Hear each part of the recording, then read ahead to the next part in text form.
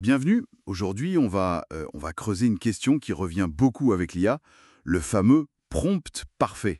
Est-ce que ça existe vraiment, une sorte de formule magique pour obtenir pile ce qu'on attend? On va regarder ça de plus près à partir d'une analyse qui bouscule un peu cette idée. Oui, bonjour. L'objectif ici, c'est justement de voir comment cette analyse, elle déconstruit ce mythe. Elle suggère qu'au lieu de chercher la complication, la clé, c'est la clarté. Donc notre mission, si on veut, c'est de comprendre comment une instruction simple, mais bien structurée, donne souvent de bien meilleurs résultats. D'accord. Alors, parlons de ce mythe. On voit passer des prompts parfois très longs, très complexes, agis comme un expert en marketing digital primé. On pourrait penser que donner un max de détails, ça aide l'IA. Mais d'après ce qu'on a lu, c'est souvent le contraire qui se passe. C'est ça. C'est un peu contre-intuitif. Mais ces descriptions très très longues, elles peuvent noyer l'instruction principale en fait. L'analyse suggère que l'IA peut se perdre un peu dans tout ça. C'est comme demander un café à quelqu'un et commencer par lui raconter, je sais pas, l'histoire du commerce équitable. Ah oui, je vois, l'essentiel se perd. Voilà. La précision, c'est plus efficace que la longueur pour le coup. Ok. Mais si la longueur n'est pas la solution, alors c'est quoi l'alternative proposée? Comment on arrive à cette fameuse clarté? L'idée centrale, c'est de voir l'IA comme un collègue, intelligent, compétent, mais qui débarque sur le projet. Il a besoin d'un brief clair. Et ce brief, il tiendrait en 3 points essentiels. D'abord, définir un rôle clair pour l'IA. Pas juste expert, mais coach sportif spécialisé en course à pied, par exemple. D'accord, un rôle bien précis. Et le deuxième point? Un objectif tout aussi clair. Qu'est-ce qu'on attend de l'IA, concrètement? Résume-moi ce texte. Donne-moi 5 idées de slogans. Écris un email pour convaincre X. Le quoi faire ensemble. Logique. Et le troisième? C'est le format de sortie. Comment on veut la réponse? Une liste, un paragraphe, un tableau, et aussi le style, formel, humoristique, simple. Ces 3 éléments, rôle, objectif, format, c'est un peu la structure de base pour un bon prompt. Mhm. Et il y a un 4e élément aussi qui est mentionné comme crucial, le contexte. Mais attention, juste le contexte pertinent. Pas besoin de raconter toute l'histoire de la boîte, mais donner les infos nécessaires pour que l'IA comprenne l'enjeu immédiat. L'exemple du mail de relance dans l'analyse est pas mal pour ça, je trouve.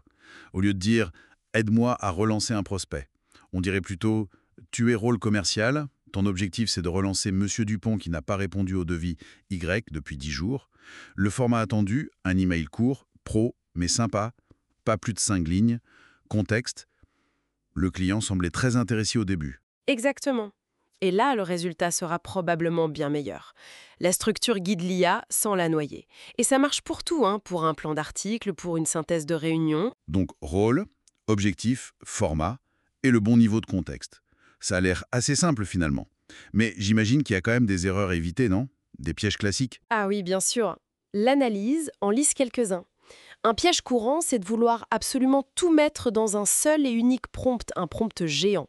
Parfois, c'est bien plus malin de décomposer une tâche un peu complexe en plusieurs étapes avec des prompts plus courts, plus ciblés. À l'approche itérative en quelque sorte. Tout à fait. Une autre erreur, c'est d'utiliser un jargon hyper spécifique, très technique, sans l'expliquer. L'IA, c'est beaucoup de choses, mais elle n'est pas dans notre tête. Elle peut mal interpréter un terme si on ne donne pas le contexte. Hmm, oui. Faut aussi penser à préciser le niveau de détail qu'on veut. Est-ce qu'on veut un résumé rapide ou une analyse vraiment fouillée? C'est pas la même demande. Et j'imagine qu'il ne faut pas avoir peur de recommencer si le premier essai est pas top. Absolument. C'est même encouragé dans l'analyse. Le premier prompt, c'est souvent un brouillon, un point de départ.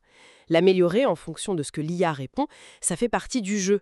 C'est plus un dialogue qu'un ordre qu'on donne une seule fois. Ok, donc pour résumer, l'idée du prompt parfait universel, c'est un peu un mythe. Ce qui marche, c'est de maîtriser une méthode simple et structurée, rôle, objectif, format, le bon contexte, et puis ajuster au fur et à mesure. L'itération. C'est exactement ça. L'utilisateur garde la main. La qualité de ce qu'on obtient de l'IA, elle dépend beaucoup de notre capacité à être clair dans nos demandes.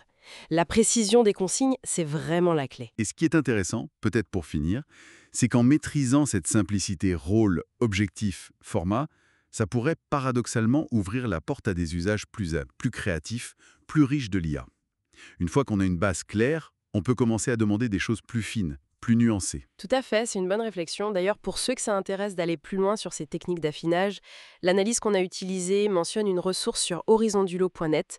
Apparemment, on y trouve des astuces, par exemple sur l'utilisation de mots-clés comme précisément pour obtenir des réponses plus détaillées ou plus nuancées.